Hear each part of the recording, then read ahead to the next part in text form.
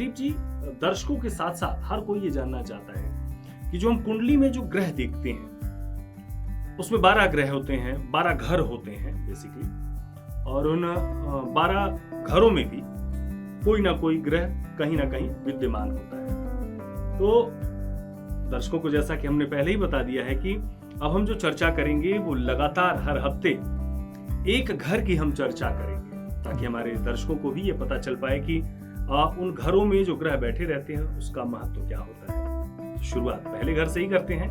तो पहले घर में कौन सा पहला घर होता क्या है, पहला सवाल तो यही। और पहले घर में कौन से ऐसे ग्रह बैठे हों जिससे हमें अच्छी सूचना मिले, या फिर हमारी कुंडली मजबूत हो, या कौन से ग्रह ऐसे बैठे होते हैं जिनसे जीवन में उथल पुथल या उतार चढ़ाव देखने को मिलते हैं।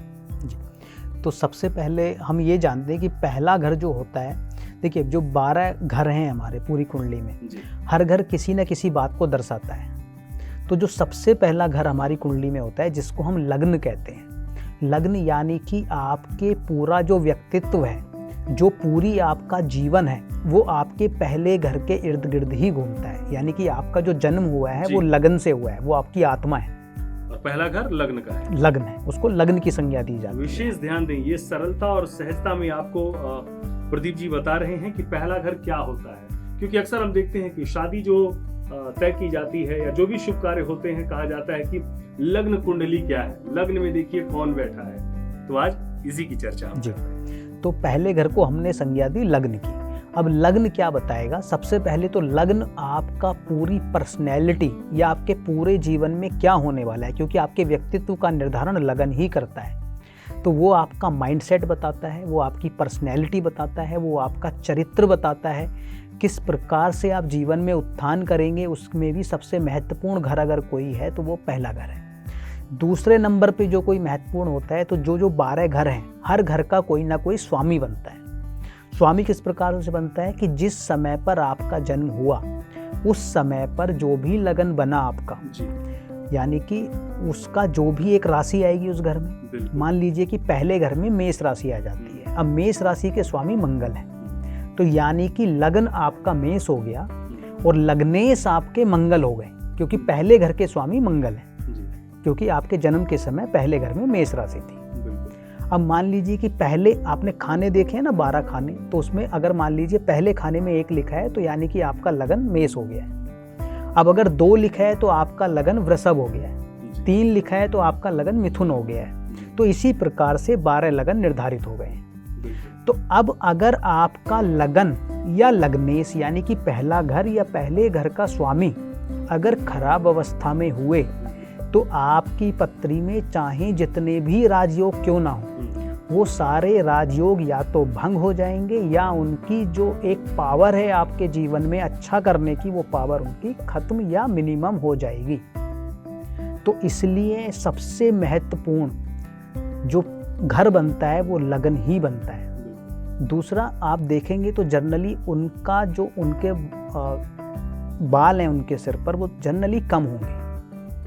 अच्छा। और माथा कई बार ऊंचा हो जाएगा, उनका माथा चौड़ा हो जाएगा सूर्य के कारण। वो यानी कि अग्नि है ना, आपके लगन पे अग्नि आ गई है, तो लगन पूरा व्यक्तित्व भी है और उसके साथ साथ हमारा सिर भी लगन है। तो जब सूर्य की अग्नि वहां पर आती है तो वो आपके बाल भी कम कर देती है। अच्छा। तो सूर्य जब भी लगन में बैठेगा तो आपको ये तो जरूर समझ में आ जाएगा कि इस व्यक्ति की जो गरिमा है, जो इसका आत्मसम्मान है, उसके साथ वो कॉम्प्रोमाइज नहीं करेगा। और उसके कारण चूंकि फायर एलिमेंट वहां पर बैठा है तो थोड़ा गुस्सैल भी हो सकता है, जल्दी रिएक्शंस देगा आपको। तो ये तो सूर्य के हैं जी। अब मान लीजिए किसी का मंगल बैठा है लगन में। अब लग्न मतलब मैं आप लोगों को बता दूं कि पहले घर में, क्योंकि पहला घर लग्न का है। अब उस पे हमने प्रेडिक्शन किया कि किस प्रकार से अगर लग्न में सूर्य बैठे और अब यदि उसमें मंगल बैठे तो क्या प्रतिक्रिया होती है। देखिए अभी क्या है, हम जनरल एक बात कर रहे हैं, क्योंकि इसमें ये भी जरूर महत्वपूर्ण हो जाएगा कि सूर्य बैठा है, किस राशि में बैठा है और किस घर का मालिक होके बैठा है, उसके हिसाब से भी रिजल्ट आएंगे। और ये सारी चीजें जानने के लिए आपकी कुंडली में लग्न में कौन बैठा है, ये जानने के लिए आपको अपना डेट ऑफ बर्थ, समय, बर्थ प्लेस आपको बताना पड़ेगा, जिसके आधार पर हम आपकी कुंडली का विश्लेषण कर पाए और आपके बारे में बेहतर बता पाए। आपकी टीवी स्क्रीन पर लगातार नंबर फ्लैश हो रहे हैं और आप भी जानना चाहते हैं अपनी कुंडली के बारे में, और ये महत्वपूर्ण जानकारी बेहद साइंटिफिक तरीके से, क्योंकि एस्ट्रोलॉजी सिर्फ धर्म नहीं, एक विज्ञान है। तो विज्ञान के आधार पर आपका जीवन, आपकी कुंडली किस कसौटी पर कहां खरी उतरती है, इसके बारे में जानने के लिए आप अपनी टीवी स्क्रीन पर जो नंबर फ्लैश हो रहे हैं वहां पर अपनी डिटेल्स भेजें। उसके बारे में आचार्य जी आपको बताएंगे। फिलहाल हम मंगल की चर्चा कर रहे थे। अब मान लीजिए मंगल आपके लगन में है, तो ऐसा व्यक्ति, सिर्फ आप एक राशि में मान लीजिए मकर में, जब वो एक्सोल्टेड होगा तो रोचक योग बनाएगा, तो उसके अंदर पेशेंस बहुत ज़्यादा होगा। कोई भी कार्य है वो आवेग में आके नहीं करेगा, और कर्मठ भी होगा, और धैर्य भी होगा, और निडर भी होगा, डरेगा भी नहीं, और देशभक्ति भी होगी जी। लेकिन अगर यही मंगल किसी और राशि में है तो बंदा झगड़ालू हो जाएगा।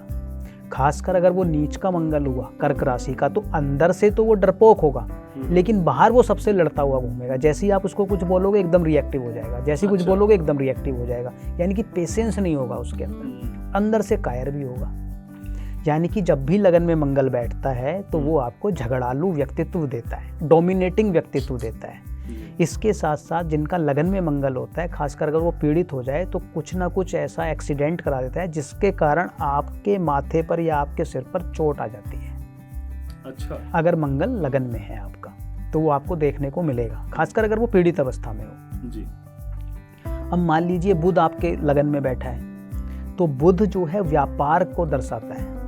तो जिनके भी बुध लगन में बैठता है, अगर वो व्यापार करते हैं तो उसको बहुत इंजॉय करते हैं, खुश रहते हैं, हमेशा सब कुछ मस्त करते हैं वो। अब अगर आपके लगन में गुरु बैठ जाए जी, सूर्य मंगल बुध, और फिर मान लीजिए गुरु आ जाते हैं, देवगुरु बृहस्पति अगर आ जाते हैं, तो आप एक जेनरस व्यक्ति होंगे। आप समाज के कल्याण के लिए हमेशा सोचेंगे, आपकी बुद्धि अच्छी होगी, संतान अच्छी होगी, आपको हर प्रकार की सुख सुविधाएं देर सवेर वो गुरु दिला ही देंगे। तो जेनरस बना देंगे और आपको ज्ञानी व्यक्ति बनाएंगे। दोनों चीजें होंगी। अगर वहां पर शुक्र हो जाए जी, बिल्कुल। अगर शुक्र आएगा तो आपके व्यक्तित्व में कुछ ऐसा आकर्षण होगा कि लोग आपकी तरफ आकर्षित होंगे ही होंगे। अच्छा, यदि शुक्र लगन में बैठा है। इसके साथ साथ आपके पास फाइनेंस का फ्लो, इनकम का फ्लो बना ही रहेगा। लग्जरियस चीजों का आपको सुख मिलता ही रहेगा, किन्हीं भी कारणों से। थोड़ा प्रमादी रहेंगे लोग, मिलता रहेगा बस उनको, भौतिक सुख सुविधाएं उनको मिलती रहेंगी, भले से उच्च के हों नीच के हों जैसे हों, अनटिल अनलेस की बहुत बुरी तरीके से पीड़ित ना हो जाए। फिर तो अगर पीड़ित हो गए तो क्या होगा, वो सुख सुविधाओं के लिए तरस मतलब जाएंगे और कुछ ना कुछ ऐसे कार्य कर देंगे जिसके कारण फिर उनको आगे चल के परेशानियों का सामना करना पड़ेगा। अब अगर शनि बैठा हो तो शनि आपको हाईली डिप्लोमेटिक बना देता है अगर लगन में बैठ जाता है। अच्छा। हाईली डिप्लोमेटिक, जो भी आप बात करेंगे वो तर्कपूर्ण और बहुत सोच समझकर, ना आपको बुरी लगे, ना इसको बुरी लगे, ना उसको बुरी लगे, वो ऐसी बातें करेंगे, बहुत प्रमाणित होकर बात करेंगे। हाँ, और पेशेंस भी होगा, और अपनी कार्य निकालने के लिए उनको सारे गुण आते होंगे। तो प्रैक्टिकल भी बनाता है, सिक्स सेंस भी देता है, डिप्लोमेटिक भी बनाता है, और आपको हार्ड वर्किंग भी बनाता है। अब इसके बाद अगर राहु बैठा हो तो राहु क्या करता है कि आपको अपनी पर्सनैलिटी के लिए बहुत ज़्यादा कॉन्शियस कर देता है। आप ये चाहते हैं कि मैं हर जगह लाइमलाइट में रहूं। 100 लोग बैठे हैं, अगर थोड़ा सा भी इग्नोरेंस उस पर आती है तो वो सामने आके खड़ा हो जाता है, नहीं सब चुप हो जाओ, मैं बात करता हूँ।